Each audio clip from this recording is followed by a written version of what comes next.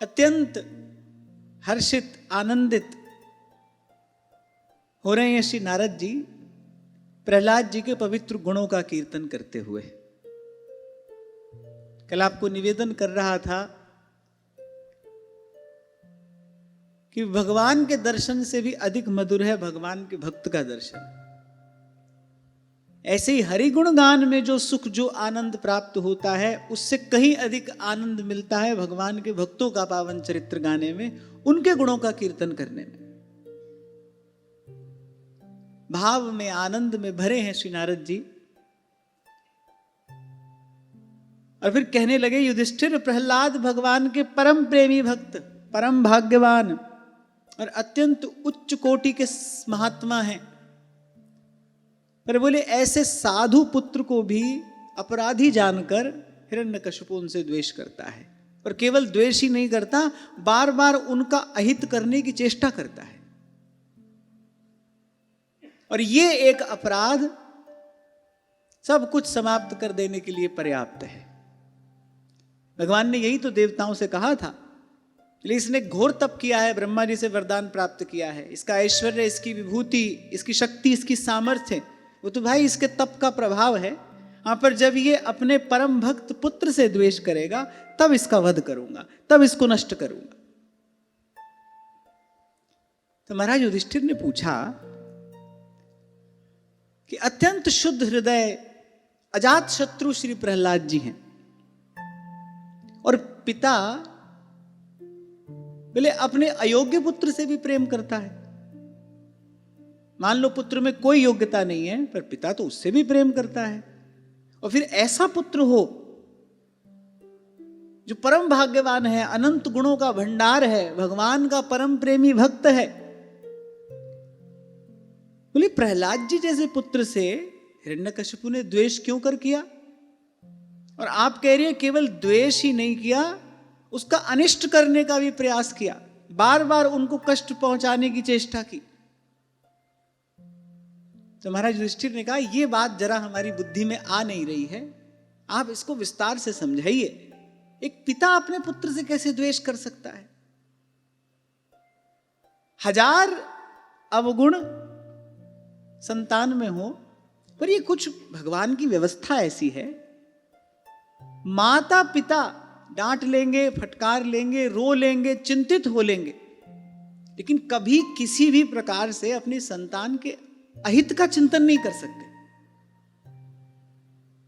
कितना भी कुपुत्र क्यों ना हो, कोई भी गुण ना हो उसमें, दिन रात माता पिता के कष्ट का ही कारण बनता हो, ऐसी स्थिति में भी, और मैंने तो देखा है ऐसी स्थिति में भी माता पिता बेचारे रोते हैं, घबराते हैं, भयभीत चिंतित रहते हैं, शोकग्रस्त रहते हैं, लेकिन संतान से द्वेष ये नहीं हो सकता। और संतान के अहित का चिंतन ये तो कभी किसी भी प्रकार से नहीं होता। क्रूर से क्रूर हृदय व्यक्ति भी हो ना, क्रूर से क्रूर हृदय व्यक्ति, पर भाई अपने परिवार में, अपनी संतान में तो उसकी ममता होती है। हजार पाप करता है किस लिए? केवल अपनी संतान को सुख साधन देने के लिए। महाराज युधिष्ठिर ने कहा यह तो बड़ी विचित्र बात है, प्रहलाद जी जैसा भक्त पुत्र, और प्रहलाद जी का ये विशेष गुण है अजात शत्रु, भगवान के नाम में लीन, सर्वत्र अपने भगवान का ही दर्शन करते हैं, प्रत्येक परिस्थिति में, जीवन में घटने वाली प्रत्येक घटना में अपने इष्ट आराध्य की कृपा का ही अनुभव करते हैं। ऐसे भक्त पुत्र से, ऐसे निर्वैर पुत्र से हिरण्यकशिपु द्वेष कर रहा है, पिता होकर द्वेष कर रहा है, और केवल द्वेष ही नहीं कर रहा, उनको मारने का प्रयास कर रहा है। तो महाराज युधिष्ठिर ने कहा आपका ज्ञान तो अखंड है, ये बात मेरी बुद्धि में बैठ नहीं रही है, मेरे मन में संशय हो रहा है कि ऐसा भी हो सकता है, ये किस प्रकार संभव हो सकता है? क्योंकि भाई देवता हो, दानव हो, राक्षस हो, कोई भी हो, पर संतान के प्रति जो ममता है वो तो है, तो स्वाभाविक है, पशु में भी होती है। तो महाराज युधिष्ठिर ने कहा ये बात जरा कृपा करके आप हमको समझाइए। अच्छा ये कह क्यों रहे हैं? क्योंकि भाई प्रहलाद जी की कथा खूब विस्तार से सुनने का मन है।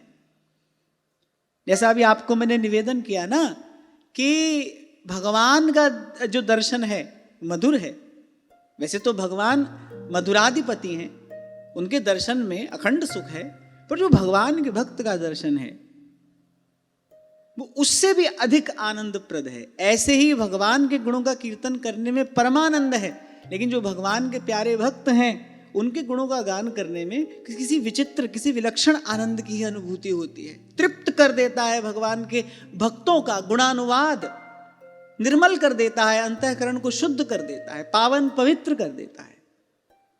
तो महाराज युधिष्ठिर की इच्छा है कि श्री प्रहलाद जी के गुणों का, उनके पवित्र चरित्र का हम विस्तार से श्रवण करें। तो नारद जी से पूछा, तो नारद जी ने कथा विस्तार करना आरंभ किया। नारद जी ने कहा कि दैत्यों के गुरु हैं शुक्राचार्य, उनके पुत्र थे षंड और अमर्क। तो हिरण्यकशिपु ने भेज दिया प्रहलाद जी को उनके गुरुकुल में, भाई राजनीति, अर्थनीति ये सब ये जाकर पढ़ेंगे। तो यहां नारद जी कह रहे हैं कि प्रहलाद जी गुरु जी का पढ़ाया हुआ जो पाठ है सुन तो लेते हैं और श्रुतिधर हैं, एक बार पाठ सुन लिया स्मरण हो गया, बोले सुन भी लेते हैं, उनको सुना भी देते हैं, पर यत्तत्र गुरुणा प्रोक्तम शुश्रुवेनुपपाठ च न साधु मनसा मेने स्वपरासद्ग्रहाश्रयम्। बोले उसको मन से अच्छा नहीं मानते, इसलिए उसको मन से ग्रहण नहीं करते।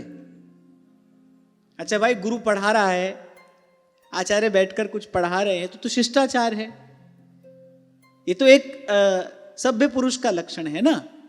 और प्रहलाद जी तो शील संपन्न है, पाठ सुन भी लेते हैं। गुरु जी कहते हैं हाँ सुन लिया, हाँ सुन लिया, याद हो गया, याद हो गया, सुनाओ, तो सुना भी देते हैं। पाठ सुन भी रहे हैं, सुना भी रहे हैं, लेकिन उसको धारण नहीं कर रहे हैं। क्यों? क्योंकि वो जो पाठ पढ़ा रहे हैं उस पाठ का मूल आधार क्या है? मेरा और तेरा। अच्छा, संसार में जो भी शिक्षा दी जाती है वो केवल अपना लाभ कमाने के लिए तो दी जाती है। जो व्यवहारिक शिक्षा है किस लिए दी जाती है? भाई व्यक्ति धन कमाए, खूब धन कमाए, उसमें मूल भाव क्या है? अपना लाभ, अपना लाभ होना चाहिए भाई। अधिक से अधिक धन कैसे कमाया जाए। अच्छा, ये अर्थ प्रधान युग है, मनुष्य की बुद्धि ऐसी हो गई है, उसकी सुख बुद्धि केवल धन में है। उसको लगता है भाई सारे संसार का जो सुख है वो धन अर्जित करके ही प्राप्त किया जा सकता है। इसलिए छल से, कपट से, पाप से, चोरी से, व्यभिचार से जैसे हो सके धन कमाइए, क्योंकि सारे सुख धन से मिलेंगे।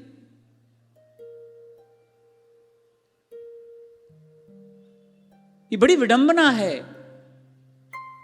कि मनुष्य की सुख बुद्धि जो है वो धन में हो गई है, इसलिए उस धन को अर्जित करने के लिए पाप करता है। जिस धन में सारे अनर्थ रहते हैं, जिस अर्थ में सारे अनर्थ छिपे हैं। हमारे श्री भगवत रसिक देव जी तो यहां तक कहते हैं साधु के लिए, कहते पैसा पापी, साधु को परस लगावे पाप। अब यद्यपि भाई आज के इस अर्थ प्रधान युग में ऐसी रहनी से रहना तो बड़ा कठिन है, पर असंभव नहीं है, पर अत्यंत कठिन तो अवश्य है। बड़ी उच्च कोटि की योग्यता चाहिए इसके लिए। ऐसी रहनी को जीवन में धारण करने के लिए बड़ी ऊंची योग्यता चाहिए, भजन का बल चाहिए। पर वो कह रहे पैसा पापी, साधु को परस लगावे पाप। कबीर कहते हैं 100 पापन को मूल है, 1 रुपया रोक। अच्छा, मैं कहता हूं और कुछ विचार करो मत करो, इतनी बात जरूर सोच लो, समझ लो, देख लो, मान लो कि अर्थ का सबसे बड़ा अनर्थ क्या है? वो अपने साथ लोभ लेकर आता है। 100 रुपया कमाओगे, 200 कमाने की इच्छा होगी, निश्चित रूप से होगी, इससे कोई बच नहीं सकता है। अर्थ अपने साथ सबसे बड़ा अनर्थ क्या लेकर आता है? जोर से बोलो, लोभ लेकर आता है। और संत कह रहे हैं लोभ है सर्व पाप को मूल। वो सब पापों का मूल लोभ है।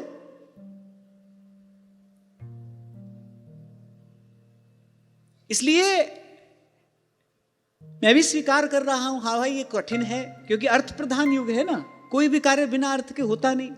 तो साधक को बहुत संयम, बहुत सावधानी और संतुलन बनाकर रखने की आवश्यकता है। हम जो भी अर्जित करें उससे संत गौ ब्राह्मण की सेवा होती रहे।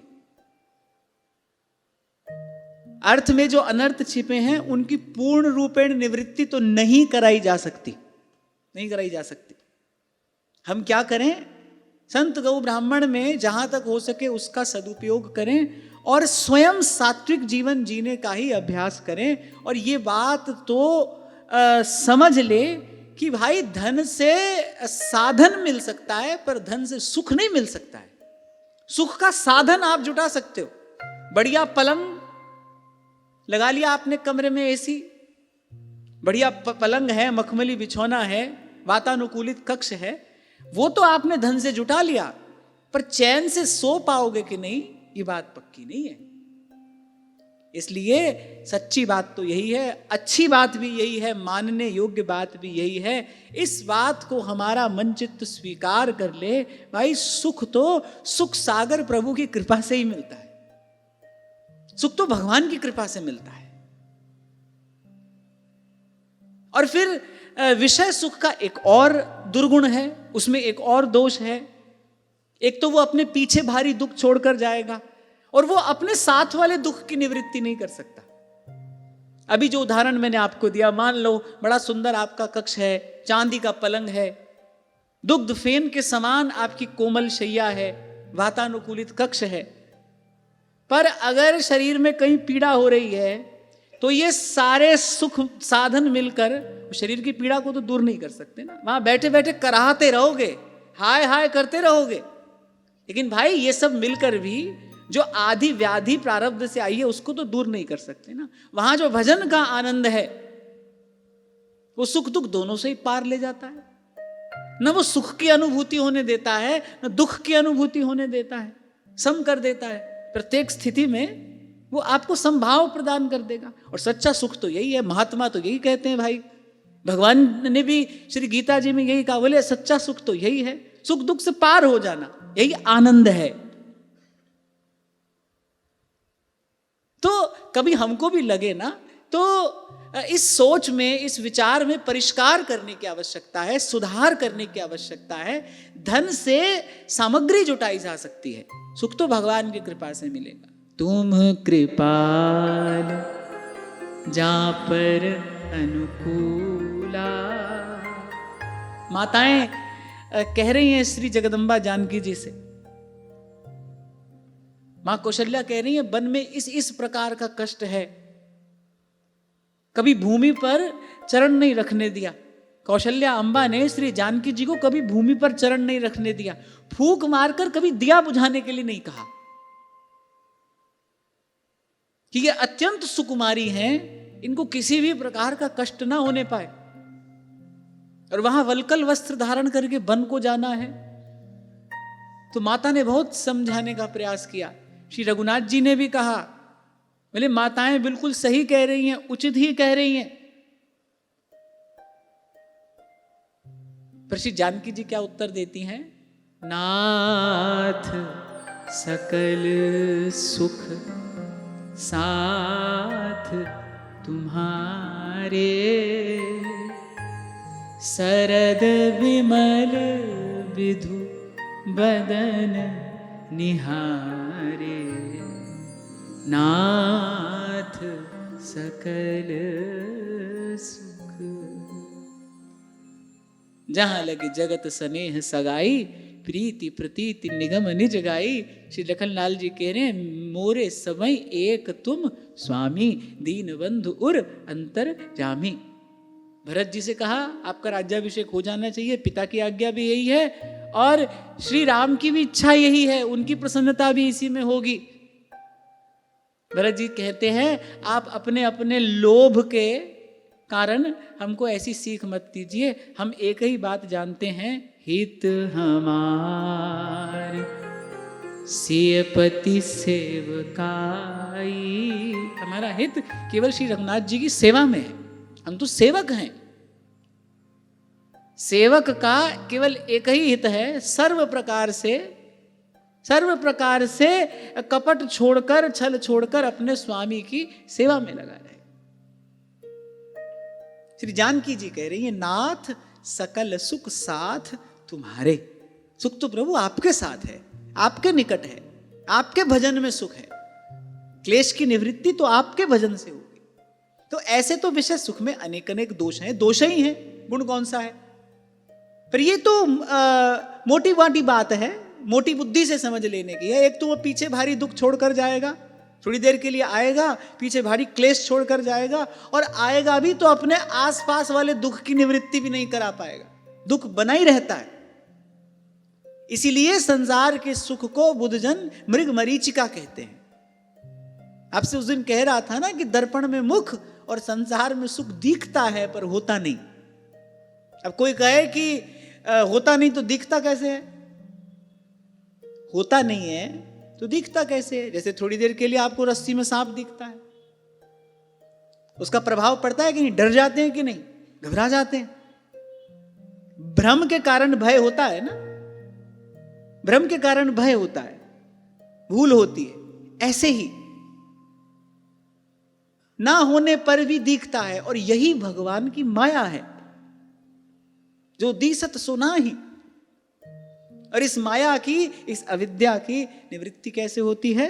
साधन को हरि भजन है, कै सतसंग सहा।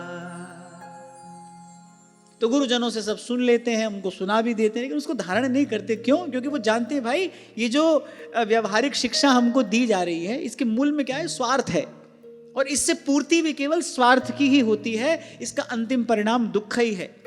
इसलिए शिष्टाचारवश सुन भी लिया, सुना भी लिया, लेकिन उसको धारण नहीं किया। ध्यान रखना, हमारे जीवन में भी ऐसी स्थिति आती है, कभी कभी ऐसी परिस्थिति में पड़ना पड़ जाता है कि जो नई आवश्यकता है सुनने की, हमको सुनना पड़े। पर साधक अगर सजग सावधान रहे तो फिर ऐसी स्थिति से बचकर निकल जाता है। तो कुछ काल तक वो सब सीखते पढ़ते रहे। फिर एक दिन हिरण्यकश्यप प्रहलाद जी को बड़ी प्रेम से अपनी गोद में बैठाया, तो कह रहे बेटा एक बात बताओ, ये जो आज तक तुमने सीखा है, कोई अच्छी बात हमको सुनाओ। प्रहलाद जी जैसे पुत्र हैं, हिरण्यकश्यप के मन में बड़ा बड़ा लाड़ उमड़ रहा है, बड़ी ममता श्री प्रहलाद जी को देखकर हृदय में उमड़ती है। बोले बेटा ये जो सीखा पड़ा है उनमें से कोई एक अच्छी बात तुम हमको सुनाओ। प्रहलाद जी बोले अब इन्होंने कहा है अच्छी बात सुनाओ, अब हमने जो सब सुना है वो सब कूड़ा है, पिताजी की आज्ञा है अच्छी बात सुनाओ। तो इनको अच्छी बात सुनाते हैं। तत्साधु मन्ये सुरवर देहिना सदा समुद्विग्न धियाम सद्ग्रहात् हित्वात्मपातं गृहमन्धकूपं वनं गतो यद्धरिमाश्रयेत्। बोले पिताजी ये संसार के सब प्राणी, नन्हे से प्रहलाद जी, और ज्ञान कैसा है? जैसा सनकादिक को ज्ञान है ना, ऐसा ज्ञान है प्रहलाद जी का। बोले पिताजी संसार के सब प्राणी, बोले मैं और मेरे के इस व्यर्थ आग्रह में पड़कर सदा ही उद्विग्न रहते हैं। उद्विग्न माने बेचैन, व्याकुल, चिंतित, चैन नहीं है। देखो चारों ओर दृष्टि उठाओ, स्वयं को देखो, इधर उधर देखो, यही स्थिति तो है। चैन नहीं है, भाग रहा है व्यक्ति, भाग रहा है। आपको सुनाया था ना मैंने, श्री स्वामी अखंडानंद जी महाराज जब पहली बार बंबई पहुंचे तो जी का सड़क पर गाड़ियां दौड़ रही हैं, यहां वहां यहां वहां। तो वो जो जिस गाड़ी में वो बैठे थे, वो जो ड्राइवर था, उससे पूछा, बोले भैया कहीं आग लगी है? ये सब जो भाग रहे हैं। बाबा हंस रहे है। महाराज जी ने पूछी, बाबा बंबई गए? तो बोले कहूं आग लग रही है क्या? ये सब भाग रहे हैं। कहां भाग रहे हैं? तो बोले भैया कहीं आग लगी है, सब भाग रहे हैं। तो श्री स्वामी जी ने कहा, बोले बहुत समय बाद हमको समझ में आया भाई, यहाँ हृदय में आग लगी है, वही भगा रही है जीव को। यहाँ ही तो चैन नहीं है। जिसके पास थोड़ा है वो भी भाग रहा है, जिसके पास बहुत है वो भी भाग रहा है। वो सोचता है पता नहीं क्या कर लूं। और वहां संत कह रहे हैं, श्री स्वामी जी निधिवन राज की कुंज में बैठकर हाथ में तानपुरा लेकर गा रहे हैं, अरे दिवस चार के हला भला में तू कहा लेगा लाद, जो लो जीवे हरि भजरे मन, और बात सब बाद। मान लो भाई, जो आपके प्रारब्ध का है वो बिन मांगा आगे आवेगा। ये दुर्लभ मनुष्य जीवन, ये अवसर, ये संसार की क्षुद्र तुच्छ वस्तु को प्राप्त करने के प्रयास में लगने के लिए नहीं मिला है, ये इस चक्की में पिसने के लिए नहीं मिला है, ये तो आत्म कल्याण के लिए पुरुषार्थ करने के लिए मिला है। प्राप्य वरान्य बोधत, कौन सी वस्तु प्राप्त करने के लिए मिला है? जो ना उपजे ना बीन से, संतन सुखदाई, कहे मलूका जान के, मैं प्रीत लगा। तो उस वस्तु को प्राप्त करने के लिए मिला है। और हाथ पैर मारने से ही कुछ मिलता,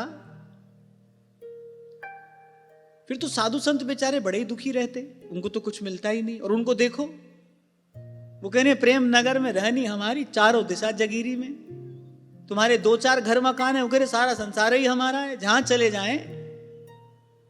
कबीर जी गा रहे हैं ना, बोले हाथ में कुंडी बगल में सोटा, वे चारों दिशा जगीरी में। और कहत कबीर सुनो भाई साधो, साहेब मिले सबूरी में।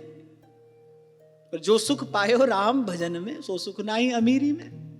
उनको देखो जाकर, मौज में है, आनंद में है।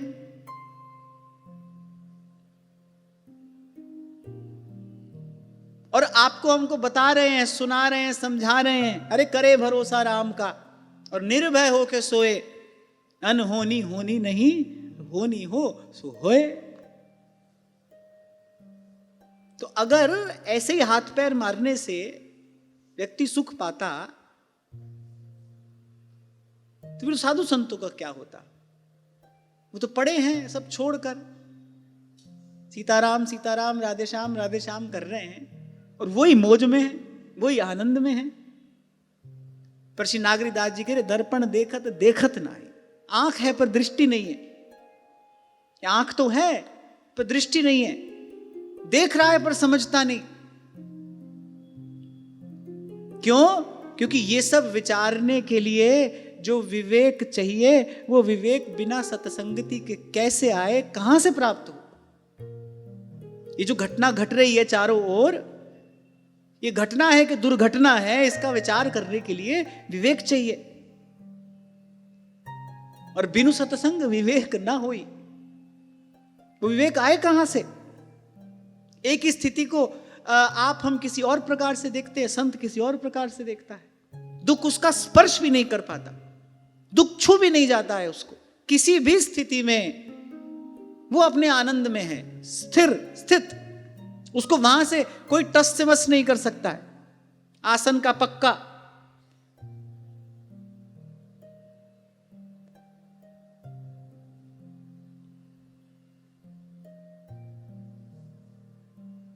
तो श्री प्रहलाद जी कह रहे हैं, बोले पिताजी मैं और मेरे के इस झूठे आग्रह में पड़कर, बोले व्यक्ति दुखी है, व्याकुल है, उद्विग्न है।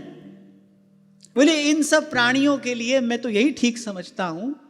प्रहलाद जी की वाणी बिल्कुल आचार्य के समान है। बोले इन सब प्राणियों के लिए तो मैं यही उचित समझता हूं। और क्यों ना हो, भक्ति मार्ग के आचार्य ही तो हैं, और आचार्य माम बिजान्यात। इन सब के लिए मैं तो यही ठीक समझता हूं। बोले ये संसार क्या है? जैसे घास से ढका हुआ कुआं, अंधा कुआं, घास से ढका है, पांव पड़ा गए, और फिर गए तो फिर पुनरपि जन्मम पुनरपि मरणम पुनरपि जननी जठरे शयनम। क्या उपमा दी है देखो संसार को। बोले ये घास से ढका हुआ कुआं है।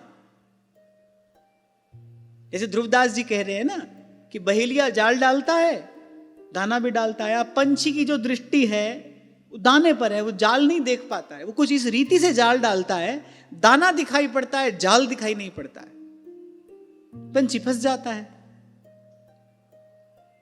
तभी तो कह रहे अरे ये विषय का चुग्गा चुग तो लेगा, पर फिर फांसी ऐसी परे तिहि सम दुख न हुई।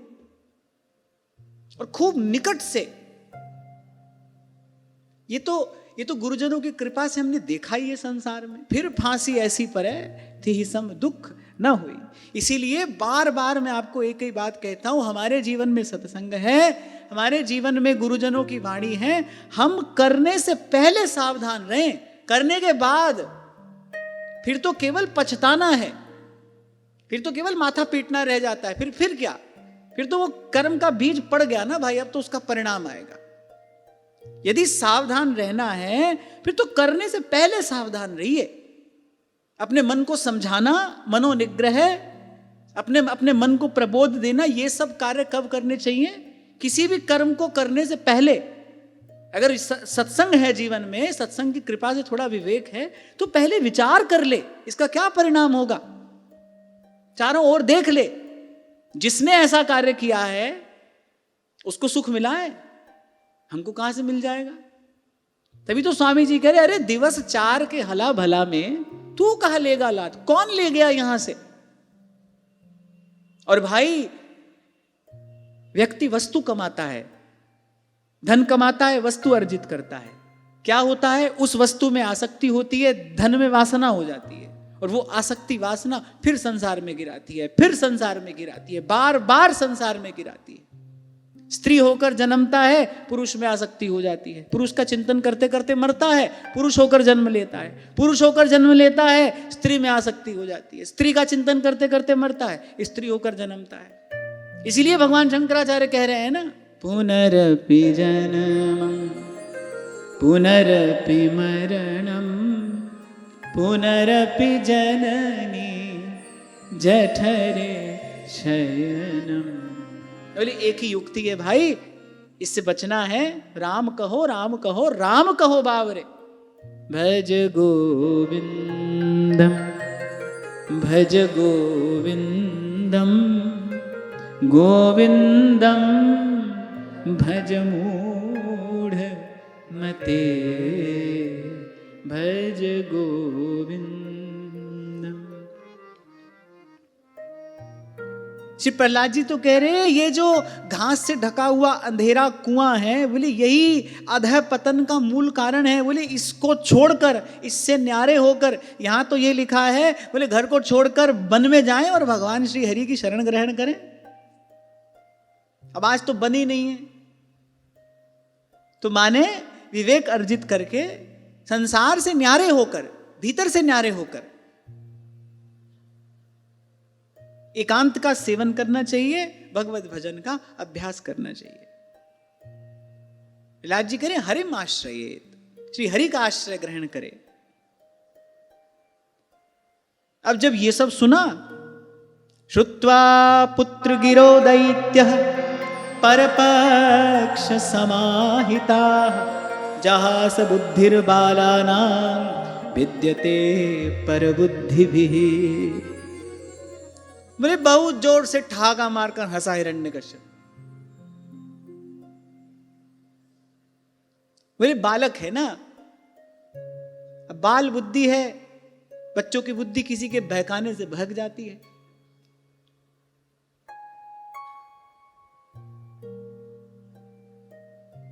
बोलिए हमारो लाला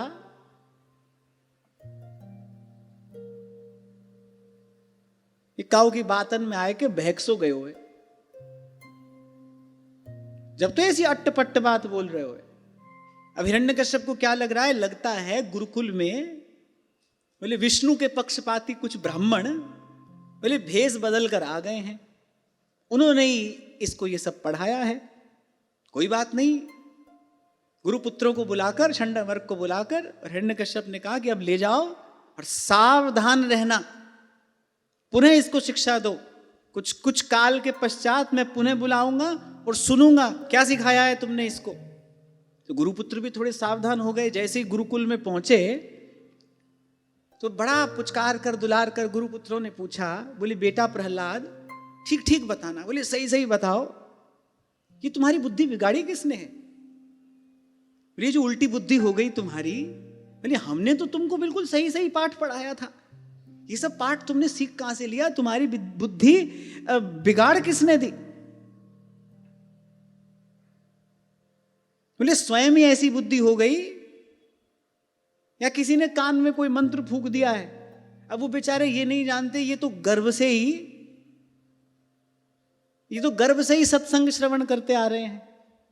और सबसे गहरा प्रभाव जो जीव की चेतना पर पड़ता है, वो गर्भ काल में उसको क्या विचार मिला है, क्या चिंतन मिला है, इसी का पड़ता है।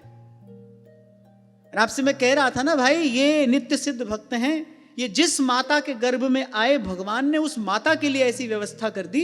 हिरण्यकश्यप तपस्या करने चला गया। अच्छा, कयाधु का अहित करने का प्रयास देवराज इंद्र ने किया। वो कोई चेष्टा करते, उससे पहले नारद जी ने कहा, बोले ये मूर्खता मत करना, इनकी कोख में भगवान श्री हरि का परम भक्त है, उनका तेज असह्य है। बोले सदा सदा के लिए अपना सर्वनाश करा बैठोगे, ये भूल से भी ऐसा ना करना।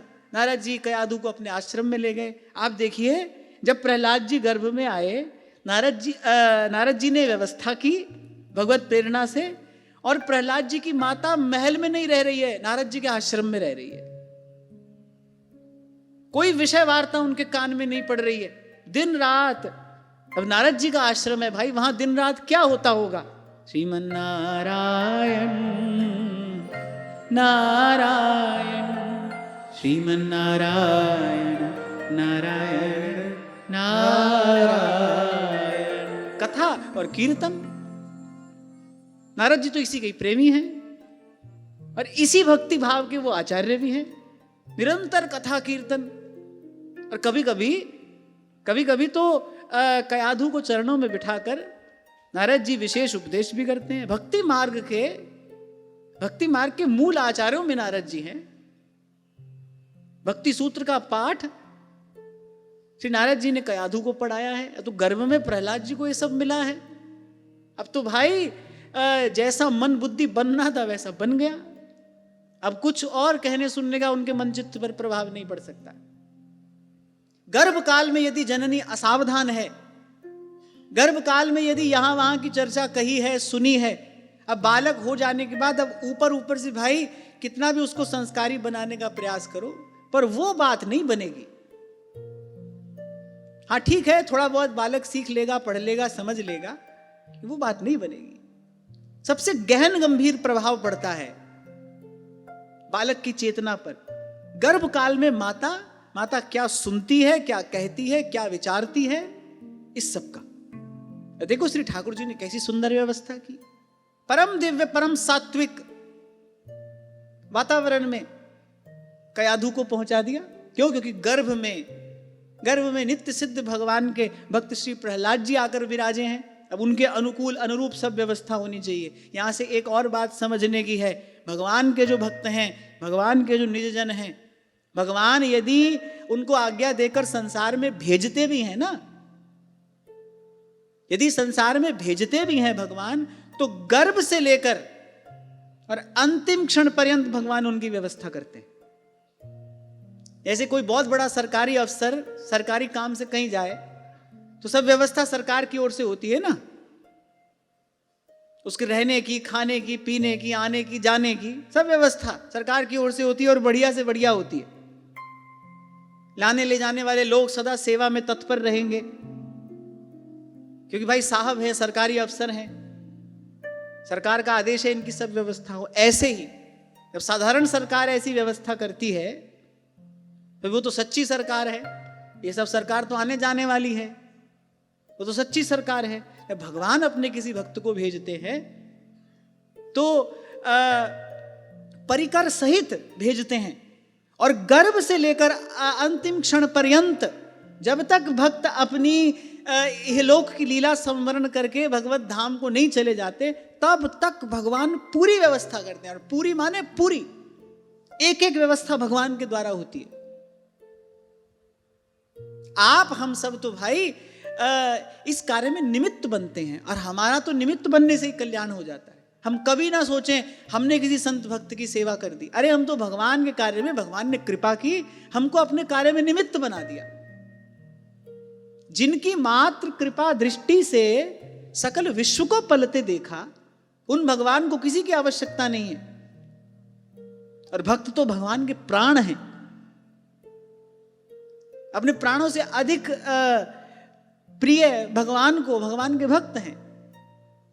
और भक्त के लिए भगवान क्या क्या करते हैं ये तो अनुभव का विषय है। मैं क्या क्या कहूं, कितना कहूं, कैसे कहूं।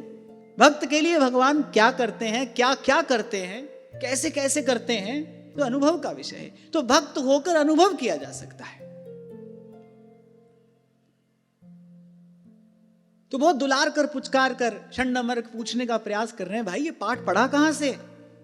अच्छा, अब उनकी दृष्टि में बोले प्रहलाद जी की बुद्धि उल्टी हो गई, बुद्धि बिगड़ गई, या काऊ ने बहका दी हो। वो जो परम सत्य प्रहलाद जी कह रहे हैं उनको बुद्धि बिगड़ी हुई दिखाई पड़ रही है। यही विषयासक्त जीव की दशा है। उनकी दृष्टि में हमारी बुद्धि बिगड़ गई है, हम निकम्मे हैं, निठल्ले हैं, किसी काम के नहीं है, इसलिए बाबा जी बन गए।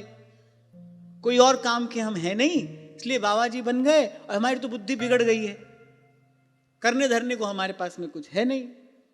अब एक विषयासक्त व्यक्ति की बुद्धि यही कहती है, और वो जहां है वहां से दिखाई भी यही पड़ता है।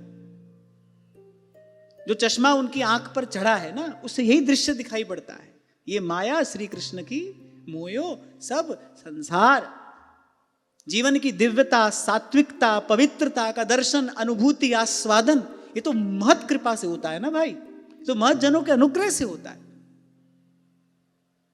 कल भी आपको कह रहा था, नहीं तो भाई दुख रूप ये संसार है, दुख भोगने के लिए जीव यहां पर आया है, और क्या है। अगर भगवान का भजन ना करो, अगर भजन सत्संग ना हो, फिर तो भाई चक्की चल रही है, सब पिस रहे हैं, और क्या।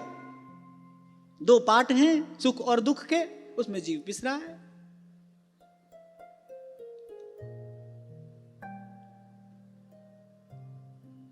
अब आचार्यों ने पूछा, प्रहलाद जी उत्तर दे रहे हैं। स्व परश्चेत सद्ग्राह पुंसां यन्मायया कृतः विमोहित धिया दृष्टस् तस्मै भगवते नमः। बोले जिनकी माया से ये अपना पराया ये सब भेद मालूम पड़ता है, क्योंकि गुरुपुत्रों ने जब ये कहा ना किसने बुद्धि बिगाड़ दी, तो प्रहलाद जी कहते हैं प्रभु आपकी माया है, ये आपकी माया है, मैं जो कह रहा हूं वो इनको विकृत बुद्धि का परिणाम मालूम पड़ रहा है। तो प्रहलाद जी ने मन ही मन कहा, प्रभु आपकी माया है, आप मायापति भगवान को मैं नमस्कार करता हूं। क्या आपकी माया है? विचित्र आपकी माया है। तेरी माया का न पाया कोई पार, लीला तेरी तू ही जाने। अच्छा देखो, भक्त जब माया को देखता है, भक्त जब माया के प्रभाव को देखता है, तो माया के प्रभाव को देखकर भी माया का खंडन या निंदा ना करके मायापति भगवान को ही नमस्कार करता है। भक्त का एक एक आचरण हमको कुछ सिखा रहा है, ये सीखने के लिए है। कोसते रहो माया को, काम उसी का ही कर रहे हैं, पीछे उसी के ही पड़े हैं, दिन रात उसी में ही लिप्त पड़े हैं। फिर माया भी और कुपित होती है, वो कहती है बेटा कोसता मुझे ही है और लिपटा भी मुझसे ही आकर। फिर वो बनाती है चक्कर गिन्नी। हमारे पूज्य श्री पंडित जी महाराज तो कहा करते थे, बोले भगवान के भक्त की तो माया सदा ही सहयोगी होती है। जो कदापि माधो भजे, भगवत रसिक देव भी कह रहे हैं, माया चेरी होए, माया चेरी होए रहे पगसों लपटानी। जब सुरसा को ये निश्चय हो गया कि भाई ये श्री भगवान का ही कार्य करने जा रहा है, तो केवल मार्ग ही नहीं दिया, साथ साथ में आशीर्वाद भी दिया कि जाओ तुम जिस कार्य के लिए जा रहे हो उस कार्य में सफल होगे। कार्य सिद्धि का आशीर्वाद भी दे दिया। कुछ क्षण पहले वो मार्ग रोककर खड़ी है, लेकिन जब देख लिया कि ये धीर गंभीर भगवान का भक्त निष्काम भाव से भगवत कार्य के लिए जा रहा है, इसके मन में और कोई लोभ, कोई लालसा, कोई वासना नहीं है, ये भगवान का ही कार्य करने के लिए जा रहा है, वही सुरसा जो कुछ क्षण पहले मार्ग रोककर खड़ी थी, कुछ क्षण बाद आशीर्वाद दे दिया। केवल मार्ग ही नहीं दिया, कार्य सिद्धि का आशीर्वाद भी दे दिया, जाओ तुम्हारा कार्य सफल होगा। तुम सफल होकर ही लौटोगे, आशीर्वाद भी मिल गया। ऐसे ही भगवान की माया है। खूब प्रपंच करो, माया को कोसो, माया छट दी नहीं, माया छट दी नहीं। एक बार ऐसे पाठ हो रहा था कहीं, तो पाठ कर रहे थे, पाठी जी कहते माया छट दी नहीं, छट दी नहीं। अब पाठ पूरा हो गया तो जो जजमान थे भेंट थोड़ी कम दे दी उन्होंने, बहुत गुस्सा है। तो उसमें से एक ने बोला माया ते छट दी है, तुसी नहीं छट दे। तो व्यक्ति खूब कोसे माया को, माया की निंदा, माया का खंडन। वासना उसी की हो, लिपटे उसी से, जाकर फिर माया कुपित होती है, फिर और जोर से प्रहार करती है। लेकिन अगर कोई वस्तुतः निष्काम भक्त है, प्रभु का सेवक है, तो तेरे सेवक को भो किछ नहीं। माया उसके मार्ग में नहीं आती, अपितु माया तो उसके कार्य में सहयोगिनी होती है। तो प्रहलाद जी ने ये दशा देखकर कोई गुरुपुत्रों की निंदा नहीं की। बोले प्रभु आपकी माया है, आपकी माया से जीव की बुद्धि ऐसे ही मोहित हो जाती है, लेकिन ऐसी स्थिति में भी माया की ओर न देखकर, माया के विषय में कुछ न कहकर, बोले आप मायापति भगवान को ही मैं बार बार नमस्कार करता हूं। जैसे महाप्रभु कह रहे हैं ना, भूता काल गति क्रमेण वलिना हे दैव तुभ्यम नमः। ये काल भगवान की गति है भाई, इसको नमस्कार है। यही कल आपको मैं कह रहा था भाई, ये युग का धर्म है, आप हम इसमें कुछ नहीं कर सकते। जो कर सकते हैं वो आचार्य कोटि के महापुरुष होते हैं, भगवान के धाम से आते हैं, करने के लिए ही आते हैं। उनके साथ में भगवान का बल, भगवान की शक्ति होती है, उससे वो कार्य सिद्ध करते हैं। हम तो भाई सब साधक हैं, हमको तो अपने आप को साधना है। सर्व के प्रति सद्भाव रखते हुए एक बार सब उच्चारण करो, सब सोहित निष्कामति श्री वृंदावन विश्राम, श्री राधा वल्लभ लाल को हृदय ध्यान मुखना, हृदय ध्यान मुखना। अभी प्रहलाद जी ने कहा ये ऐसे क्यों ना कहें, भगवान की माया से, मायापति की माया से जिसकी बुद्धि मोहित हो गई है, बोले वो तो ऐसा ही कहेगा, इसमें इनका दोष नहीं है। भगवान की माया का कुछ प्रभाव ही ऐसा है। बड़ा सुंदर श्लोक है, स यदानुव्रतः पुंसा पशु बुद्धिर विभिद्यते अन्य एष तथान्योहम इति भेद गता सती। बोले भगवान ही जब कृपा करते हैं ना, तभी ये जो पशु बुद्धि है ये नष्ट होती है। प्रहलाद जी कह रहे जो मेरे तेरे में लगा है वो दिखने में मनुष्य है, ये मनुष्य होना तो बड़ी ऊंची बात है। मनुष्यत्व जो है वो तो बड़ी दुर्लभ प्राप्ति है। कई बार आपको कहता हूं ना, मनुष्य के जैसा दिखना एक बात है, मनुष्य होना दूसरी बात है। तो प्रहलाद जी ने कहा कि ये जो मेरा तेरा है ये तो पशु बुद्धि का परिणाम है। पशु बुद्धि ही शब्द प्रयोग किया है यहां पर, ये तो पशु बुद्धि का परिणाम है। और ये पशु बुद्धि बोले भगवान ही जिस पर कृपा करते हैं, भगवान की कृपा से ही ये पशु बुद्धि नष्ट होती है। एहे गुण साधन ते नहीं होई, तुम्हारी कृपा पाव कोई कोई, एहे गुण साधन।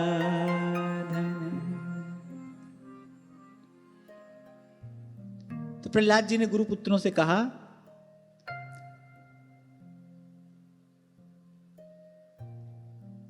बोले जिनकी कृपा से मेरी ये बुद्धि बिगड़ी है, बोले वो तो वस्तुतः अगम अगोचर हैं, अलख निरंजन हैं, और किसी की क्या कहें।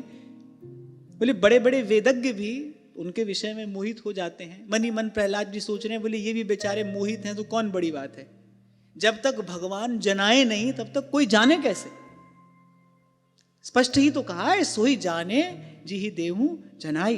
गोस्वामी जी कह रहे हैं मानस में, राम कृपा बिनु सुन खगराई। काक मुसुंडी कह रहे हैं गरुड़ जी से, गरुड़ जी राम कृपा बिनु सुन खगराई, जानी न जाए राम प्रभुताई, राम कृपा। और प्रभु किसको जनाते हैं? जो सच्चे हृदय से चाहता है, जो प्रभु से नहीं, जो प्रभु को चाहता है उसको प्रभु जनाते हैं। उसको प्रभु अपने निज स्वरूप का, अपने वास्तविक स्वरूप का, अपने रस स्वरूप का अनुभव कराते हैं। कल भी आपको मैं कह रहा था, कहा है श्रीमद् भागवत में भगवान वेदव्यास कह रहे हैं आराध्यात्म प्रदम देवम। यदि कोई भगवान की आराधना करे तो भगवान अपने आप को देने वाले हैं। हां, पर पूर्ण निष्काम बुद्धि से। कल ही मैं पढ़ रहा था, ऐसे तो श्री गिरिराज जी वाले पूज्य श्री पंडित जी महाराज किसी को अपना शिष्य बनाते नहीं थे, पर अगर कोई वस्तुतः जिज्ञासु पिपासु देखते थे तो उसको उपासना पद्धति का उपदेश करते थे। लेकिन उपदेश करने से पहले श्री गिरिराज जी की साक्षी में उससे प्रतिज्ञा कराते थे, बोले मर जाओ, शरीर गल जाए, सड़ जाए, किसी भी प्रकार की प्रतिकूलता उपस्थित क्यों ना हो जाए, कैसी भी स्थिति उपस्थित क्यों ना हो जाए, पर तुमको कभी श्री ठाकुर जी से कुछ नहीं कहना है। पहले उससे ये प्रतिज्ञा कराते थे, तब उसको साधन पथ का उपदेश करते थे। और अगर हम देखें ना, तो हमारे महाप्रभु जी ने भी विधान तो यही किया है। साधन पद्धति का उपदेश बाद में किया है, पहले सब सोहित निष्काम मति। अरे कुछ भी हो जाए, पूज्य श्री पंडित जी महाराज के ही शब्द हैं। वो कहते थे भैया मर जाओ, शरीर गल जाए, सड़ जाए, कैसी हूं परिस्थिति क्यों ना उत्पन्न है जाए, पर ठाकुर जी सो कछु कहनो नहीं है, इनसो कछु कहनो नहीं है। गाते तो हम भी रोज हैं, जो सुख दुख लगी रहे देह सो, मिट जाए और लोक बढ़ाई। लेश भी कामना का रहा, जैसे किसी पात्र में कुछ काल के लिए अचार रखा हो, उस पात्र को खाली करके धो दो, मांज दो, पर उसकी बास उसमें रहती है। दूध या दूध से बना कोई पदार्थ आप उसमें नहीं रख सकते, वो विकृत हो जाएगा। लेश भी यदि है तो वो विकृत हो जाएगा। ऐसे ही उर अंतर में कामना का लेश भी है तो भगवान से आपको मिलेगा, इसमें कोई संशय नहीं है। जो चाहोगे वो मिलेगा, जैसी कामना होगी वैसी पूर्ति होगी। पर यहां जो बात कही जा रही है ना, तत्व से भगवान को जान लेना, जिनको जान लेने के बाद फिर कुछ जानना शेष नहीं रहता। यन लब्धवा पुमांग तृप्तो भवति, यज्ञात्वा मत्तो भवति, स्तब्धो भवति, आत्मा रामो भवति। वो जो प्रभु को जानना है, वो तत्व से प्रभु को जान लेना है, प्रभु को प्राप्त कर लेना है, वो नहीं होगा। अब बताओ ये सरल है कि कठिन है? अभी श्री नागरीदास जी कह रहे हैं भजन ना हुई खेल खिलौना, जो काचे डोरे सो बांध खिलावे, प्रबल सिंह को छौना। तभी कहा है चढ़ के मैन तुरंग पे, निकसे पावक माही, प्रेम पंथ ऐसो कठिन, सब कोई निभहत ना।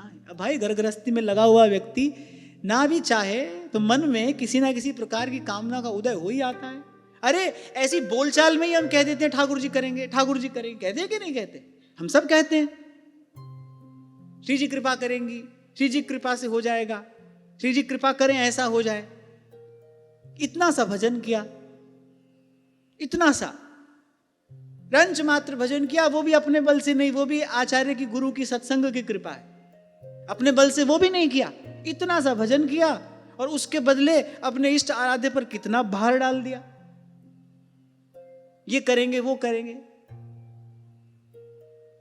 यदि वस्तुतः भजनानंद प्राप्त करना है, जिस स्थिति को हम यहां कह सुन रहे हैं, इस स्थिति को प्राप्त करने की यदि इच्छा है, फिर तो भाई मानना पड़ेगा जी मार्ग सब संत गया छे, विमार्ग में जा श्याम। और आप पढ़िए, संतों का चरित्र पढ़िए। कुछ दिनों से हम स्मरण कर रहे हैं बार बार भगवत कृपा से पूज्य श्री पंडित जी महाराज का। आप उनका जीवन चरित्र पढ़ो, कितना कितना कठिन जीवन उनका रहा, गृहस्थ में कितनी प्रतिकूल परिस्थितियां रही, बड़ा आश्चर्य होता है। मैं तो अभिभूत हो जाता हूं सोचकर, विचार कर कि हम धन्य हैं कि हम उसी भूमि पर है जहां ऐसे ऐसे संत महापुरुष प्रकट होते हैं। उनकी चरण रज तो हमको मिल रही है, उनका भाव, उनका विचार तो हमको प्रसाद स्वरूप मिल रहा है। कैसा अद्भुत उनका जीवन।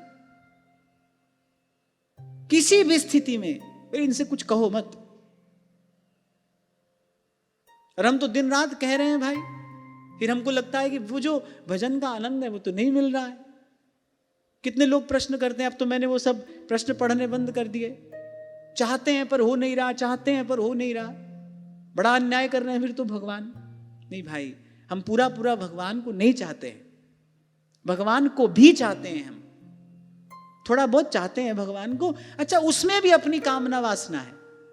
क्योंकि बहुत सुना है ना, भगवान तेरे सेवक को भव किछ नाही, भगवान की भक्ति की बड़ी महिमा सुनी है, ये सब सुना पड़ा है।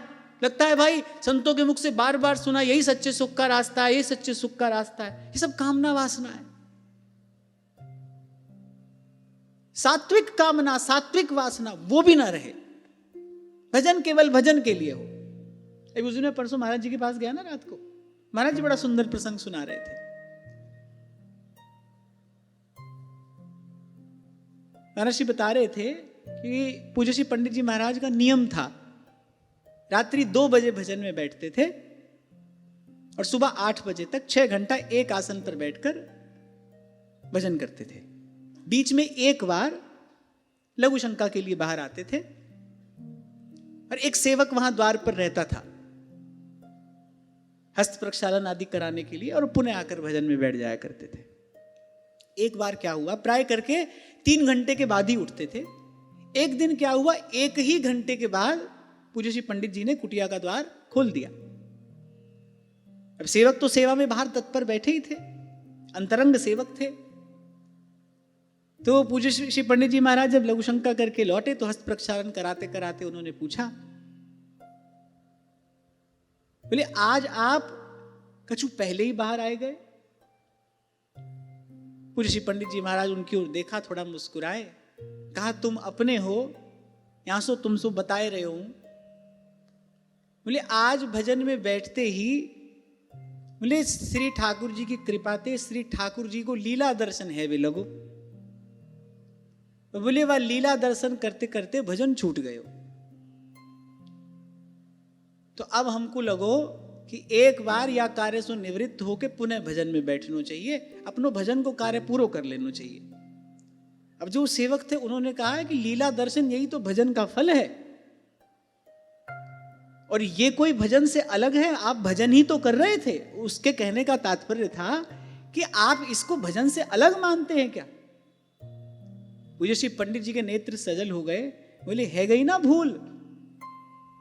और उनसे कहने लगे जो लीला दर्शन भयो, बोले वो तो प्राणनाथ की कृपा है, बोले हमारो भजन हमारो कर्तव्य है।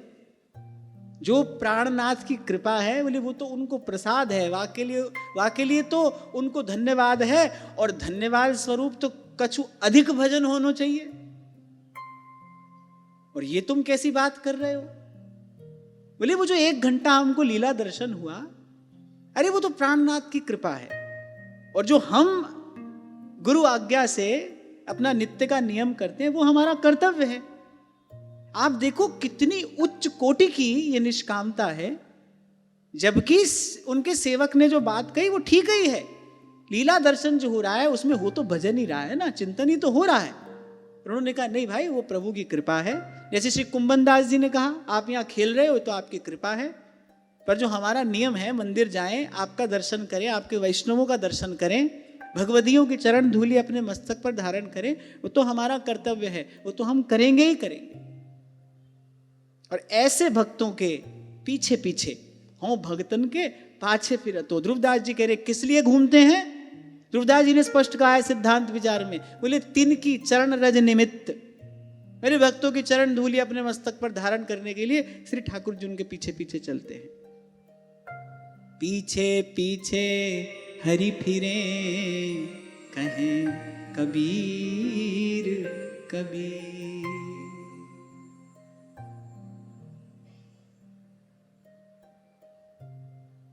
तभी कल वो जो कबीर जी की पंक्तियां मैंने आपसे कही, ना मैं देखूं और को ना तोहे देखन दूं, अगर उसका भाव ये हो कि प्रभु मैं आपको देखूं और आप मुझे देखें, तो बड़ी भारी सकामता है। ये तो बिल्कुल सांसारिक व्यवहार है कि किसी से प्रेम करने का नाटक करके उल्टे उसी को बंधन में डाल दिया।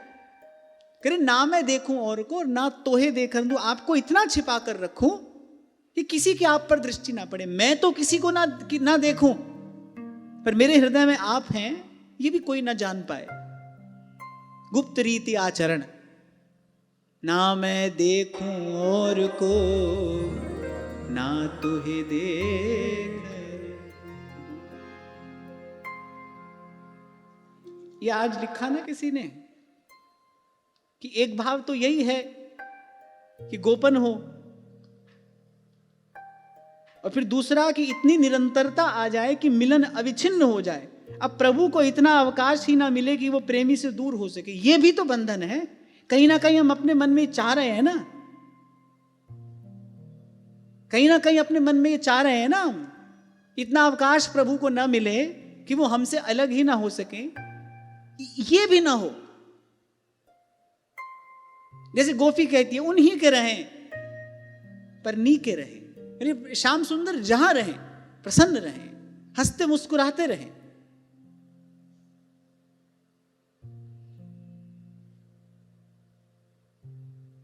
इतना भी बंधन ना हो, इतनी भी कामना ना हो। इसके प्रसाद स्वरूप होता क्या है? अब हमने तो किया नहीं, संतों का अनुभव है वही आपको बता रहे हैं। इसके प्रसाद स्वरूप होता क्या है? पूज्य श्री पंडित जी महाराज का ये वाक्य है, बोले प्राणनाथ ने इतनो सुख दियो है कि हम कभी कभी सुख के मारे घबराए जाएं। बोले इतनो सुख दियो है कि हम वाए सुख है संभार ना पावे, बोले हम सुख के मारे घबराए जाएं। बार बार हाथ जोड़कर ये कहा करते थे, बोले भैया भजन करो पर देखना इन पर कछु भार ना पड़े। बोले इन पर कछु भार ना पड़े, इनसे कछु कहनो नहीं है। ऐसे हमने संतों के मुख से श्रवण किया है। श्री महाप्रभु जी मानसरोवर में विराजमान थे, कोई और आचार्य उनका दर्शन करने के लिए आए, तो वहीं कुंज में बैठकर परस्पर चर्चा हो रही थी। इतने में बाघ की सिंह की गर्जना का स्वर सुनाई पड़ा। श्री महाप्रभु झट से उठकर गए, निकट ठीक झोपड़ी थी उसमें जाकर बैठ गए। कुछ काल के बाद बाहर आए, तो जो कोई और आचार्य वहां बैठे थे, वो महाप्रभु की इस चेष्टा पर बड़े चकित हो गए। कहने लगे आपको अपने प्रभु की सत्ता पर विश्वास नहीं है, प्रभु के रहते आपका अनिष्ट कैसे हो जाएगा? महाप्रभु वाक्पटु भी है और अत्यंत विनम्र है, सबही मानप्रद आप अमानी, ऐसा महाप्रभु जी का गुण है। बड़ी विनम्रता पूर्वक महाप्रभु जी ने कहा, बोले मेरे भीतर उठकर जाने मात्र से जो कार्य सिद्ध संभव हो सकता है, उसके लिए मुझे अपने इष्ट आराध्य को कष्ट देने की क्या आवश्यकता है? बोले आपके जो इष्ट हैं उनके स्वरूप के अनुरूप आपकी बात ठीक है, पहले हमारे जो इष्ट हैं, काजर की रेख जहां पानन की पीक भारी, और सुकुमार ताई कैसे कह बिचारिए, ऐसी है ललित प्यारी, लाल जू की प्राण प्यारी, डीठ हूं न ठहरात, कैसे कह बिचारी, ऐसी है ललित प्यारी, लाल जू की प्राण प्यारी, डीठ हूँ न ठहरात, कैसे कह निहारिए। ऐसी है ललित प्यारी, लालजू की प्राण प्यारी, डीठ हूँ न ठहरात, कैसे कह निहारिए। जाकी परछाई पर कोटि कोटि चंद अरु, दामिनी भामिनी काम कोटि कोटि वारिये। जाकी परछाई पर कोटि कोटि चंद अरु, दामिनी भामिनी काम कोटि कोटि वारिये।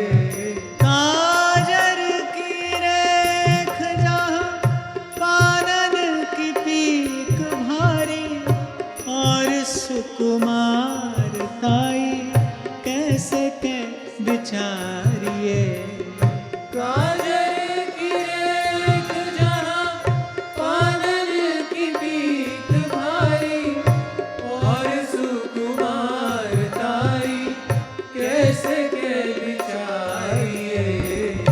सहज ही अंग अंग रूप सार मोदमयी, हित ध्रुव प्राण न्योछावर कर डारिये।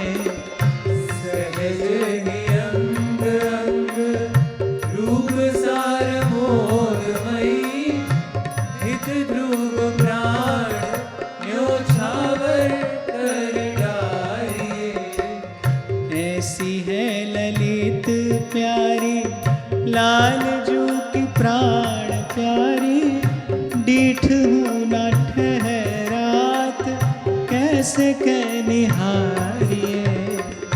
ऐसी है ललित प्यारी, लालजू की प्राण प्यारी, डीठ हूँ न ठहरात, कैसे कह निहारिए। शील औदार्य की सीमा है श्री प्रिया जी। क्यों सहचरियां कुंज से बाहर चली जाती हैं? सहचरियां निकट हो, फिर श्री प्रिया जी को कभी कभी कुछ लज्जा कुछ संकोच होता है, और सहचरियां जानती हैं कि लज्जा और संकोच का भार सुकुमारी प्रिया वहन नहीं कर पाएंगे। इस प्रकार श्री प्रिया जी के चरणारविंद का सेवन करती है, इस प्रकार उनकी सेवा में रहती है। अब सोचो, हम कितनी बार दिन में यही कह देते ना, श्री जी करेंगी, श्री जी करेंगी। इतना सा भजन नहीं कर रहे और श्री जी हमारे लिए सब कुछ करेंगी। ये तो महाप्रभु जी की रीति नहीं है, हमारे आचार्य की ये रीति नहीं है। मैंने कहा ना, लेश भी जब तक है तब तक इस स्थिति का अनुभव नहीं हो सकता। माने जानने में नहीं आएंगे प्रभु। और अखंड भजन कब होता है? जब प्रभु जानने में आ जाते हैं। उमा राम स्वभाव जिन जाना, ताहि भजन तज भाव न आना। भजन अखंड हो, सहज हो, निरंतर हो, दिन रात भजन हो। कब होगा? जब प्रभु का स्वरूप स्वभाव जानने में आ जाएगा। जाने बिन नहीं होई प्रतीति, और बिनु प्रतीति होई नहीं प्रीति। और भगवान की कृपा के बिना भगवान को जाना नहीं जा सकता। अब कृपा किस पर होगी, कृपा कैसे होगी, कृपा क्यों होगी? जब ऐसे भाव की प्राप्ति हो, जो सुख दुख लग रहे देह सो, मिट जाए अर लोक बड़ाई। अरे प्रभु का विश्वास तो करके देखो, प्रभु का विश्वास करके देखो।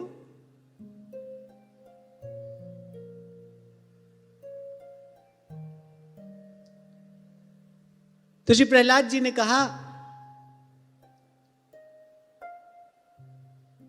कि जिन्होंने मेरी बुद्धि बिगाड़ दी है, अपने गुरु पुत्रों से कह रहे हैं। आप कह रहे हैं किसने बुद्धि बिगाड़ दी है तुम्हारी?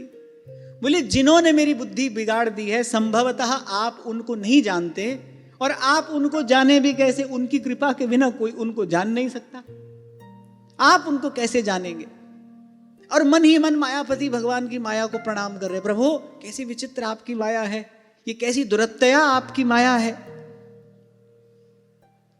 अभी बड़ा सुंदर श्लोक यहाँ कहा गया है, यथा भ्राम्यत्ययो ब्रह्मन् स्वयमाकर्ष सन्निधौ तथा मे भिद्यते चेतश् चक्रपाणेर्यदृच्छया।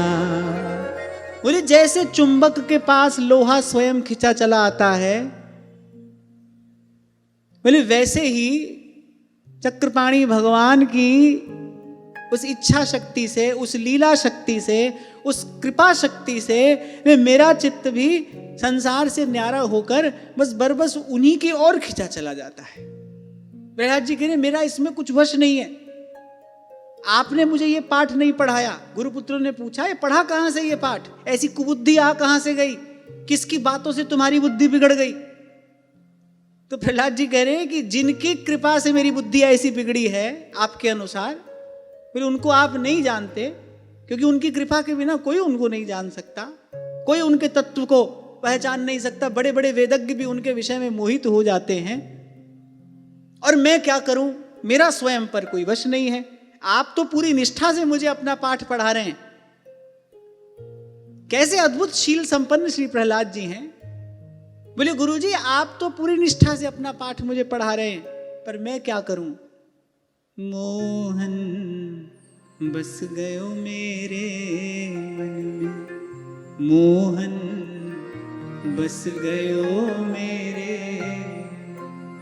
यहां प्रहलाद जी बता रहे भगवान जिस पर कृपा करते हैं उसका होता क्या है? कह रहे जैसे लोहा चुंबक की शक्ति से सहज ही चुंबक की ओर खिंचा चला जाता है, बोले ऐसे ही भगवान जब किसी जीव पर कृपा करते हैं तो उनकी कृपा शक्ति से बोले संसार से हटकर सहज ही उसका मनचित्त भगवान की ओर खिंचा चला जाता है।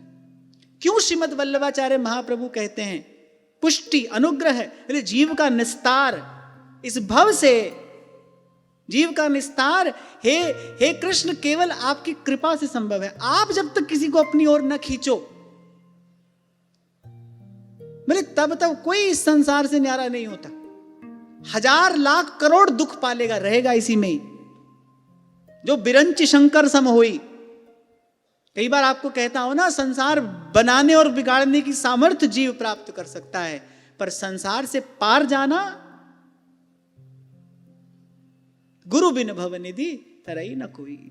जब तक भगवान किसी जीव को न खींचे अपनी ओर, इसीलिए सब आचार्यों ने, सब संत भक्तों ने एक ही बात कही है, तुद पावे ता नाम जपावे। प्रभु आपकी कृपा है, मेरा मुझ में कुछ नहीं। रूपदास जी तो कह रहे सबे अंग गुणहीन हो ताको जतन न कोए, एक किशोरी कृपाते जो कछु होए। तभी कल आपको कह रहा था श्री जी ने तो कृपा कर दी, अब तो आपको हमको इस कृपा को संभालना है, इस कृपा की संभाल करिए। वस्तु अमोलक दी मेरे सतगुरु, कृपा कर अपनायो। कभी भगवान की कृपा का विचार करना हो, देखना हो कि क्या मैं प्रभु की कृपा को संभाल पा रहा हूं, तो बस इसी प्रकार देखना भगवान की कृपा का स्वरूप क्या है। यही एकमात्र जो प्रहलाद जी कह रहे हैं, जिस पर श्री हरि कृपा करते हैं, पहले अपनी इच्छा शक्ति से, अपनी लीला शक्ति से, अपनी कृपा शक्ति से उस जीव का जो चित्त है वो संसार से हटाकर अपनी ओर खींच लेते हैं। और ये कार्य वो करते कैसे हैं? ये कार्य करते हैं प्रभु संत और सत्संग से। ये कार्य सिद्ध कैसे करते हैं प्रभु? कह संत और सत्संग से प्रभु ये कार्य सिद्ध करते हैं। सत्संग से विषय से उपरति होती है। साधु संग का प्रसाद यही है कि हित कीजिए साधु संगति सो जावे कलमश जी को। इस मूल में क्या है? भगवान आपकी कृपा है। हे प्रभु ये आपकी कृपा है, नाथ आपकी कृपा है। तो अपने जीवन में भगवान की कृपा का दर्शन करना है, इस केवल एक इसी प्रकार से करना। भूले रहते हैं हम जीवन भर, यहां तक आ गए फिर भी भूले हैं। अभी जो बात मैंने आपको निवेदन की, सच बताओ क्या ऐसा हमारे अभ्यास में है? नहीं। दिन रात उठते बैठते हम कितनी बार कह देते हैं अरे ठाकुर जी देखेंगे, ठाकुर जी करेंगे, श्री जी करेंगे। कहते हैं कि नहीं कहते? जाने अनजाने कितनी बार हम ये बात कह देते हैं। पर ये तो निष्काम भजन की रीति नहीं है। जो सुख दुख लगी रहे देह सो, मिट जाई हर लोक बढ़ाई। हमारे जीवन में तो प्रभु आपकी कृपा से क्या हो, संगत साधु वृंदावन कानन, तुम गुण गानन मांझ बिहाई। छवि कंज चरण तिहारे बसोर, देहु यह ध्रुव को ध्रुवताई। दुर्गा जी कह रहे हैं प्रभु आपकी इच्छा से मेरा नाम ध्रुव है। ध्रुव माने अखंड अटल, देहु यह ध्रुव को ध्रुवताई। बोले मुझे ध्रुवत्व प्रदान करो, मेरा नाम ध्रुव है ना, आप अपनी कृपा से मुझे ध्रुवत्व प्रदान करिए। अच्छा, अटल अविचल अखंड अनंत ऐसी कोई प्राप्ति अगर है तो वो तो भगवान की चरण शरण ही है। बाकी तो सब जे ताई दिसे धरण गगन विच, ते ताई सब मिट जासी। चरण कमल अविनाशी भज मन, चरण कमल अविनाशी भज मन, चरण कमल अविनाशी। जेताई दिसे धरण गगन विच, जेताई दिसे धरण गगन विच, तेताई सब मिट जासी। भज मन चरण कमल अविनाशी, भज मन चरण कमल अविनाशी। तो प्रहलाद जी ने कहा कि आपका कोई दोष नहीं है, आपके गुरुकुल में यहाँ कुछ अनुचित नहीं है, मुझ पर ही भगवान की कुछ ऐसी कृपा है और उनकी कृपा शक्ति के कारण मेरा मन सहसा उन्हीं की ओर खिंचता है, उन्हीं की ओर खिंचता रहता है। अब मोहि राम लागते मीठे। बाईसा कहती हैं, श्याम बिना जग खारो लागे, श्याम बिना जग खारो लागे, जगरी बाता कांची मायरी सावरे रंग राची, सावरे रंग राची। तो प्रहलाद जी तो इतना कहकर चुप हो गए। अब जब वो षंड और अमर्क हैं, वो तो भाई राज आज्ञा के अधीन हैं, वो बेचारे बड़ा डर गए, घबरा गए। बोले ये तो हमको ही अपने पिता से दंड दिलाएगा। अब डांटने लगे, फटकारने लगे, जाने क्या क्या उन्होंने प्रहलाद जी को नहीं कहा। बोले दैत्य वंश के चंदन वन में बोले कांटेदार बबूल कहां से उत्पन्न हो गया। माने संसार का व्यवहार भक्तों के प्रति सदा से ऐसा ही रहा है, तो हमारे साथ कुछ ऐसा हो रहा है तो कोई बहुत बड़ी बात नहीं है, सदा से ऐसा ही हो रहा है। प्रहलाद जी जैसा भक्त, अब देखो पहले तो गुरुपुत्रों ने कहा बुद्धि किसने बिगाड़ दी। जो प्रहलाद जी बात कह रहे हैं वो क्या बिगड़ी बुद्धि का परिणाम है? अरे जन्म जन्मांतर के बाद बुद्धि सुधरती है तब कोई ऐसा एक भाव मन में आता है, पर संसार की दृष्टि में यही बिगड़ी बुद्धि है। तभी तो कई बार आपसे विनोद में कहता हूं यहां तो सब उल्टी पट्टी पढ़ाई जाती है, सुनो सबकी करो मन की और जाने क्या क्या। हम तो भगवान को छोड़कर किसी से नहीं डरते। ऐसे पता नहीं कितने पाठ व्यक्ति पढ़ लेता है, जीवन भर उन्हीं को चिंतन करता है, उन्हीं को गुनता रहता है, तदनुरूप आचरण भी करने लगता है।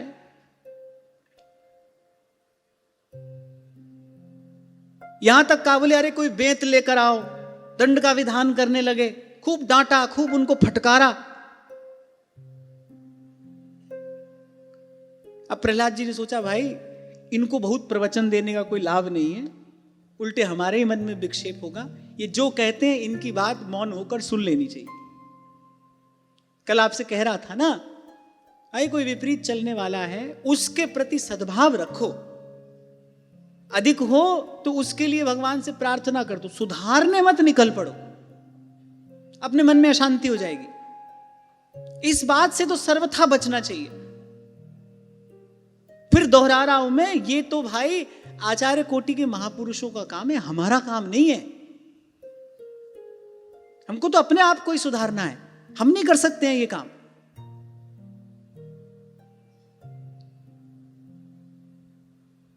बहुत सावधान रहना, कभी कोई ऐसी बात आपको कहे, और आपके माध्यम से मैं अपने आप को कह रहा हूं, और मुझे तो अपने आप को बार बार कहते रहना पड़ेगा, ये पाठ मुझे अपने आप को बार बार पढ़ाते रहना पड़ेगा। भाई कहने वाला कहेगा आपके कारण ऐसा हो गया, आपके कारण वैसा हो गया, और हमको एक क्षण के लिए भी ऐसा सोचना नहीं है।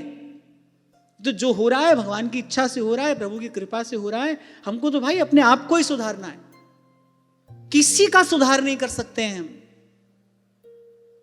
और सबसे बड़ी बात, हम जिन महानुभावों के पथ का अनुसरण कर रहे हैं, वो सिद्धांत स्वरूप ये बात हमको कह रहे हैं, तो हे बिरानी का परी तू अपनी निवेर, औरन सो मत्सरता छाड़ अपनो रस लिए रहे, पिए प्यारी को प्रेम रस सकहीं तो मन में राख। और पहले गुरुजनों की रीति भी यही थी, कोई अत्यंत जिज्ञासु पिपासु होता था तो उसकी योग्यता पात्रता देखकर उसको साधन पथ का निर्देश करते थे। ऐसे सार्वजनिक उपदेश नहीं होता था, कोई ढूंढता हुआ जाता था संतों के पास, अपनी जिज्ञासा अभिव्यक्त करता था, अपनी पात्रता प्रदर्शित करता था, फिर उसकी योग्यता पात्रता जानकर, उसकी सामर्थ्य देखकर उसके अनुकूल अनुरूप उसको साधन पथ का निर्देश किया जाता था। ये जो आज छोटी सी बात मैंने आपको कही ना, किसी भी प्रकार की कामना का उदय ना होने पाए, अमुक व्यक्ति सुधर जाए, अमुक व्यक्ति ऐसा हो जाए वैसा हो जाए, ठीक है, इसमें परहित का भाव आपको दिखाई पड़ सकता है, पर मूल में यह भी एक सात्विक वासना है। आपसे कहा था ना मैंने, सद्भाव है तो भाई तो सबके प्रति है। महाप्रभु ने यह तो नहीं कहा कि इसके प्रति निष्काम भाव रखो या उसके प्रति, कह रहे सब संहित निष्काम मति वृंदावन विश्राम। सद्भाव है तो भाई सभी के प्रति है। हाँ, पर ठीक है, हम घर परिवार में रहने वाले हैं, परिवार का कोई व्यक्ति कुमार्ग पर जाता दिखाई पड़े, फिर क्या करें? पर मुझे लगता है भाई उसको समझाने से कोई लाभ नहीं है, उसकी बुद्धि तो विपरीत है, तुम्हारी बात उसकी बुद्धि में जाएगी नहीं। उल्टे होगा क्या, बार बार जब आप कहोगे और कोई परिणाम नहीं आएगा तो उल्टे तुम्हारे मन में क्षोभ उत्पन्न होगा और तुम्हारा मन अशांत हो जाएगा। तो मुझे लगता है जो ऊर्जा शक्ति आप उस पर लगा रहे हो, उससे उसके निमित्त कुछ जप कर दो, प्रभु से प्रार्थना करो, भगवान कृपा करेंगे, उसकी बुद्धि शुद्ध होगी। उर प्रेरक हित चंद है ना, हृदय में अंतर्यामी बैठा है, उसकी कृपा होगी, वो सन्मार्ग पर चलेगा। तो प्रहलाद जी ने कहा भाई इनको बहुत अधिक प्रवचन उपदेश करने का कोई लाभ नहीं, ये तो हमारी बुद्धि को बिगड़ा हुआ समझ रहे हैं, कोई बात नहीं। अच्छा देखो, इतना सब होने पर भी जिनसे व्यवहारिक शिक्षा भी प्रहलाद जी ने पाई है, उनके प्रति भी अपने मन में किसी प्रकार का न्यून भाव नहीं आने देते। जिनसे व्यवहारिक शिक्षा पाई, जो शिक्षा प्रहलाद जी के किसी काम की नहीं है, पर उन्होंने आचार्य के स्थान पर बैठकर सिखाया है ना, कुछ सिखाया है, उन्होंने शिष्यवत सीखा है। इस स्थिति में भी उनके प्रति कोई न्यून भाव अपने मन में नहीं आने दे रहे। ऐसे पहले के श्लोक में स्पष्ट हुआ, बोले देखो भगवान की कैसी माया है, पर कुछ और ना कहकर बोले हे मायापति आपको हम नमस्कार करते, कैसी अद्भुत कैसी विचित्र आपकी माया है। अच्छा, भगवान के भक्त जी जानना भी नहीं चाहते माया कैसी है, माया क्यों ऐसी है, माया कैसी है, ऐसी क्यों नहीं है, ये सब भक्त नहीं जानना चाहते। एक ही बात कहते हैं, तेरी माया का ना पाया कोई पार। अगली बात क्या है, अरे भाई तुम्हारी माया है तुम जानो, लीला तेरी तू ही जाने, तेरी माया का ना पाया कोई पार, लीला तेरी तू ही जाने। तो डांटा, कुछ दंड का भय दिखाया, प्रहलाद जी समझ गए उनकी स्थिति, प्रहलाद जी मौन हो गए। अब वो जो पढ़ाते हैं चुपचाप पढ़ लेते हैं, जो पढ़ाते हैं चुपचाप पढ़ लेते हैं। देखो है ना वही बात, भाई बाहर किसी से गुत्थी उलझाओ मत, हमको अपना मन नहीं देना है वहां पर। कहता रहे कोई कहता रहे, अरे बहुत बार ऐसा होता है अच्छी बात कोई कहता रहता है, सुनने वाला नहीं सुनता, होता है कि नहीं? अच्छी बात हित की बात कहने वाला कहता रह जाता है, सुनने वाला नहीं सुनता है। तो मान लो कोई बात ऐसी है जो अपने काम की नहीं है, कहने वाला कहता रहे। मान लो ऐसी परिस्थिति भी हो कि सुनना पड़ रहा है, कहने वाला कहता रहे। प्रहलाद जी चुपचाप सुनते रहे। अब गुरुपुत्रों को लगा हाँ ठीक है, अब हमने नया कोर्स पढ़ा दिया है, और अब की बार तो इन्होंने मौन होकर सब बात सुनी है, और वो बड़े सावधान भी रहे कि किसी अन्य का संग भी ये ना करने पाए। वो बेचारे ये नहीं जानते कि इनके उर अंतर में जो बैठा है ना, इनकी ज्ञान का, इनकी भक्ति का, संसार से इस वैराग्य का स्रोत तो वो है, ये बाहर से कुछ ग्रहण करने वाले नहीं है। वो जो उर अंतर में बैठा है वही इनकी दिव्यता का मूल स्रोत है। पर उनकी उस संशयात्मिका बुद्धि में वो बात आए कैसे? तो उन्होंने कहा भाई अब हमने ठीक प्रकार से सब कुछ पढ़ा दिया।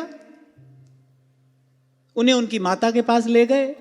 अब माता ने बड़े लाड़ प्यार से नहलाया धुलाया, सुंदर वस्त्र आभूषण से प्रहलाद जी को धारण कराए, फिर ले गए हिरण्यकश्यप के पास, पिता को प्रणाम किया। मैं कहा ना कि प्रहलाद जी को देखता है हिरण्यकश्यप और उसके मन में ममता की बाढ़ सी आ जाती है। क्यों? कि भाई इतने प्यारे हैं, इतने मधुर हैं श्री प्रहलाद जी, अनंत गुणों की खान हैं, परम भागवत हैं, भगवान के नित्य सिद्ध भक्त हैं, और फिर पुत्र भी हैं। सामने देखता है और उसको लगता है कि जैसे सारी ममता मैं इन पर लुटा दूं। पर संसारी व्यक्ति का ये जो सब लाड़ दुलार है, ये कब तक रहता है? जब तक उसके स्वार्थ में बाधा उत्पन्न नहीं होती, तब तक रहता है। खूब लाड़ रहा है, लाड़ कर रहा है, दुलार कर रहा है, प्रसन्न मुख श्री प्रहलाद जी को उठाकर अपनी गोद में बैठा लिया, बार बार उनका मस्तक सूंघता है। यहां तक की स्थिति हो गई कि हिरण्यकशिपु के नेत्रों से जल की धार बहने लगी, प्रहलाद जी के देह को भिगोने लगी। फिर पूछा, बोले अरे बेटा, अब इतने दिनों गुरु जी के पास रहकर जो शिक्षा प्राप्त की है, अब कोई अच्छी सी बात हमको सुनाओ। अब वो बेचारा इसी प्रतीक्षा में है, जैसे सारा संसार, जैसे तीनों लोग इस समय मेरा यश गा रहे हैं, बोले ये भी ऐसे मेरा यश गाएगा, ये भी मेरी महिमा का गान करेगा। क्योंकि इतने काल तक ऐश्वर्य भोगने के कारण वो इतना उन्मादग्रस्त हो गया है, स्वयं को ईश्वर मानने लगा है। जो लोक की बड़ाई है उसका सबसे बड़ा दोष यही है, वो आपको असत्य में प्रतिष्ठित कर देगी। आपको लगने लग जाएगा कि हां आप ईश्वर ही हो। आप लोग ही कहते हो भाई 100 बार एक झूठ सुनो सच लगने लगता है, क्योंकि पुनरावृत्ति में शक्ति उत्पन्न करने की सामर्थ्य होती है। 2 हाथों को भी आपस में रगड़ो तो ऊष्मा उत्पन्न होती है ना। जो पुनरावृत्ति है उसमें कुछ शक्ति उत्पन्न करने की सामर्थ्य है। एक झूठ को बार बार सुनो सच लगने लगता है। इसका प्रमाण जैसे हमको संसार सच लगता है, इसी झूठ को बार बार सुना है ना, ये माता, ये पिता, ये भाई, ये बंधु, सच लगने लग गया। है तो नहीं, कोई माता नहीं है, कोई पिता नहीं, कोई बंधु नहीं है, पर सच लगता है कि नहीं लगता है? उसी को सच मानकर एक नहीं अनेक जीवन आज तक इसमें लगा दिए कि नहीं लगा दिए? तो इस झूठ को 1000 बार सुना, लाख बार सुना, सच लगने लग गया, सच मान बैठे, तदनुरूप आचरण कर रहे हैं। ऐसे ही भाई जब बड़ी मान प्रतिष्ठा प्राप्त होती है, जब चारों ओर बड़ी प्रशंसा होती है, आप ही सब कुछ हैं, आप ही सब कुछ हैं, आप ही भगवान हैं, हमारे लिए तो आप ही सब कुछ हैं, क्या है ना, जीव का ऐसा स्वभाव है, वो उसी असत्य को सच मान बैठता है। अब हिरण्यकश्यप तो क्या है, धरती आकाश सब उसकी वंदना स्तुति कर रहे हैं। युधिष्ठिर जी को कथा सुनाने वाले नारद जी कह रहे, बोले कभी कभी गंधर्वों के साथ हम भी उपस्थित होते थे उसकी सभा में। अब नारद जी तो आनंद लेते हैं ना, अब वैसे तो वो निर्लिप्त हैं, सबसे न्यारे हैं, तो कोई बात नहीं, चलो आज इसके यहां भी जाते हैं। वो तो बड़े खिलाड़ी हैं। अरे हम भी जाते थे कभी कभी, हम भी अन्य गंधर्वों के साथ मिलकर इसका यशगान सुनने के लिए जाते थे, खड़े हो जाते थे इसकी सभा में। तो जब ऐसी स्थिति है, चारों ओर केवल उसी का ही नाम गुंजायमान हो रहा है, अब वो भूल ही गया ईश्वर भी कुछ है, कोई है, भूल ही गया। अब उसको लगता है मैं ही ईश्वर हूं, चारों ओर मेरी ही स्तुति तो हो रही है, अजर अमर हूं मैं, ब्रह्मा जी से ऐसा अद्भुत वरदान मैंने पा लिया है। तो वो तो उसी दिन की प्रतीक्षा कर रहा है, उसी क्षण की प्रतीक्षा कर रहा है जब तीनों लोकों के समान ये मेरा पुत्र भी मेरी कीर्ति का गान करे, मेरी महिमा का गान करे, मुझे ही ईश्वर जानकर मानकर मुझे ही प्रणाम करे। प्रहलाद जी तो ऐसा करने वाले हैं नहीं। तो आज फिर वही प्रश्न उसने पूछा, बोले बेटा कोई अच्छी बात बताओ, कोई अच्छी बात हमको सुनाओ जो तुमको तुम्हारे इन आचार्यों ने पढ़ाई हो, इतने काल तक तुमने गुरुकुल में रहकर जो सीखा है उसमें से कोई अच्छी बात हमको पढ़ाओ। तो प्रहलाद जी ने कहना आरंभ किया। हम ये चर्चा कल करेंगे। आज की वार्ता यहीं श्री जी के चरणों में निवेदन करते हैं। महाराज श्री के चरणों में प्रणाम। आप सबके हृदयस्थ हित प्रभु को, भाव प्रभु को नमन।